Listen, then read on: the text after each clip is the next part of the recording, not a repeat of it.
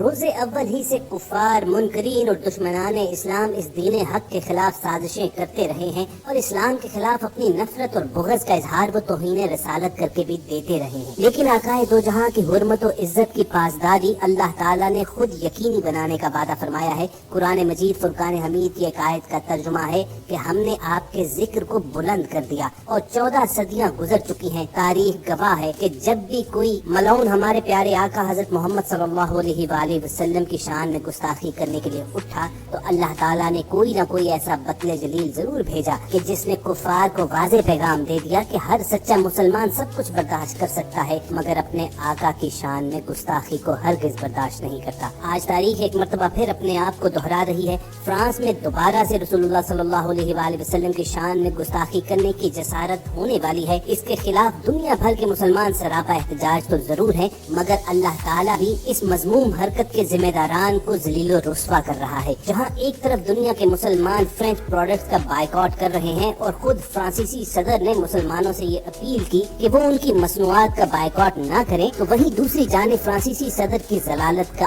آغاز ہو چکا ہے۔ ہم سب کی آج کی ویڈیو میں آپ کے ساتھ تازہ ترین 2 واقعات شیئر کریں گے، لیکن آگے بڑھنے سے پہلے آپ ریڈ بٹن پر کلک کر کے اور بیل آئیکن کو پریس کر کے ہم سب کے سبسکرائبر ضرور بنیے تاکہ دنیا بھر میں ہونے والے واقعات پر اپڈیٹس آپ کو ہر وقت اور بر وقت ملتی رہیں۔ دوستو، جو پہلے مناظر آپ کے ساتھ شیئر کرنے ہیں، اگرچہ ان کے بارے میں شبہات کا اظہار تو کیا جا رہا ہے کہ یہ ویڈیو ذرا پرانی ہے، لیکن اگر social media out let's per blue کیا جائے تو فرانسیسی صدر پر ایک گیدرنگ کے دوران گندے انڈے پھینکے گئے ہیں۔ فرانسی کی مسلمان کمیونٹی میں شیئر کی گئی اس ویڈیو میں دعویٰ کیا گیا کہ یہ کام اس وقت ہوا ہے کہ جب فرانسیسی صدر میکرون ایک پبلک گیدرنگ سے بات چیت کر رہے تھے۔ اسی دوران کچھ لوگوں نے ان پر گندے انڈے پھینکے اور کہا کہ ابھی تمہاری ضلالت کا صرف آغاز ہوا ہے، اگر تم اپنی حرکتوں سے باز نہ آئے تو اس سے بھی زیادہ تمہیں ذلیل و رسوا کر دیا جائے گا۔ بہرحال دوستو، ابھی ہم کنفرم تو نہیں بتا سکتے کہ یہ ویڈیو پرانی ہے یا تازہ ہے۔ اگر آپ اس کے بارے میں کچھ جانتے ہیں تو کمنٹ سیکشن میں ضرور بتائیے گا، لیکن اتنا ضرور کہنا چاہیں گے کہ یہ ذلیل شخص اپنی ملعون اور مذموم حرکتوں کے باعث اس سے بھی زیادہ برے سلوک کا مستحق ہے۔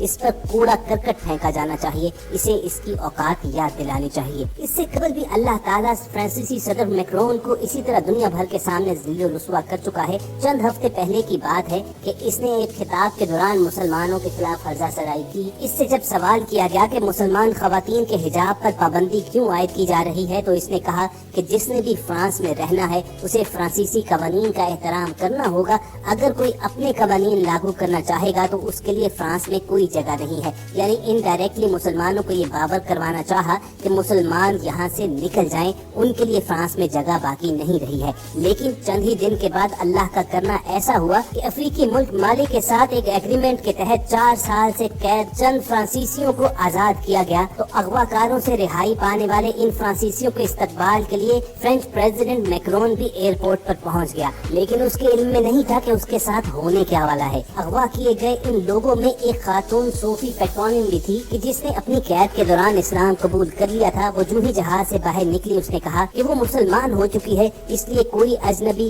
کوئی غیر محرم اس کے قریب نہ آئے اور محض اس کے گھر والوں کے علاوہ کوئی اس کے استقبال کا تکلف نہ کرے۔ جب وہ جہاز سے اتری تو فرانسیسی صدر ایمانوئل میکرون اسے گلے لگانے کے لیے اور ہاتھ ملانے کے لیے آگے بڑھے، مگر اس نے بتا دیا کہ وہ مسلمان ہے اور اسے گلے نہیں لگا سکتی، اس سے ہاتھ بھی نہیں ملا سکتی، اور وہ خاتون اسے اگنور کر کے آگے بڑھ گئی۔ یعنی چند دن قبل تک اس ملک کا حکمران جو یہ کہہ رہا تھا کہ اس ملک میں مسلمانوں کے لیے کوئی جگہ باقی نہیں بچی ہے، تو اللہ تعالیٰ نے ایک مسلمان خاتون کے ذریعے ہی اسے دنیا کے سامنے ذلیل و رسوا کر کے رکھ دیا۔ بہرحال خواتین و حضرات، ہمارا تو ایمان یہی ہے کہ اس شخص کے زوال کے سفر کا آغاز ہو چکا ہے، اور اگر یہ اپنی مذموم حرکتوں سے باز نہ آیا تو بہت جلد یہ گمنامی کی پاتال میں اتر جائے گا۔ اللہ رب العزت تو اس دین فطرت اسلام اور اپنی محبوب ترین ہستی حضرت محمد صلی اللہ علیہ وآلہ وسلم کی عزت و حرمت کی پاسداری یقینی بناتا ہی ہے، لیکن کچھ ذمہ داری ہم مسلمانوں پر بھی آتی ہے۔ یہ بات بالکل درست ہے کہ منظم احتجاج کے ذریعے ہم کفار کو یہ پیغام دے سکتے ہیں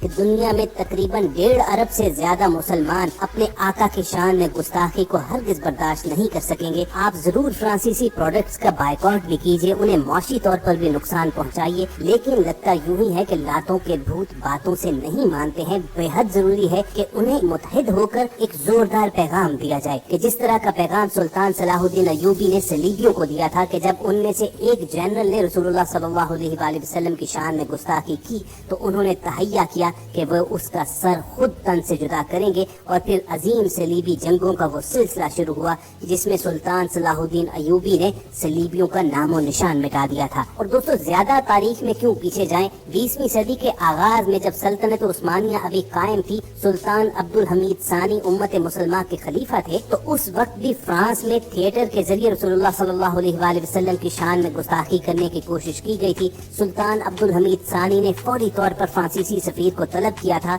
और ये कंफर्म किया कि क्या वाकईतन फ्रांस में ये मजमूम हरकत होने जा रही है। जब उसने इकरार किया तो सुल्तान अब्दुल हमीद सानी ने उसे कहा कि फौरी तौर पर उस थिएटर को बंद कर दिया जाए। फ्रांसीसी सफीर ने उसे जवाब दिया कि ऐसा करना अब मुमकिन नहीं रहा, बहुत देर हो चुकी है। तो सुल्तान अब्दुल हमीद सानी ने उठकर उसे जवाब दिया कि फिर मुझे भी फ्रांस आने से कोई नहीं रोक सकता। उसके बाद सुल्तान अब्दुल हमीद ने फौरी तौर पर हिंदुस्तान में, अरब इलाकों में और सेंट्रल एशिया में अपने नुमाइंदों को खतूत लिखे कि फौरी तौर पर जिहाद की तैयारी की जाए। जब फ्रांसीसी हुकूमत को ये खबर पहुंची कि सुल्तान अब्दुल हमीद पूरी कुव्वत के साथ उस पर चढ़ाई करने का इरादा रखता है, तो फौरी तौर पर वो थिएटर मंसूख कर दिया गया। आज भी जरूरत किसी ऐसे ही मर्द मुजाहिद की है। अगरचे पाकिस्तानी वजीर आज़म इमरान खान और तुर्की के सदर रजब तैयब उर्दगान ने फ्रांसीसियों को मुखातिब करते हुए ये कहा है कि इस मज़मूम हरकत का बेहद भयानक अंजाम निकलेगा, लेकिन जरूरत इस बात की है कि उम्मत मुसलमान की जानिब से एक ही पैगाम दिया जाए। कितने अफसोस की बात है कि मुसलमान ममालिक की तंजीम OIC की जानिब से अभी तक इजलास ही मुनक्किद नहीं किया गया। अमीर तरीन अरब ममालिक के हुक्मरान भी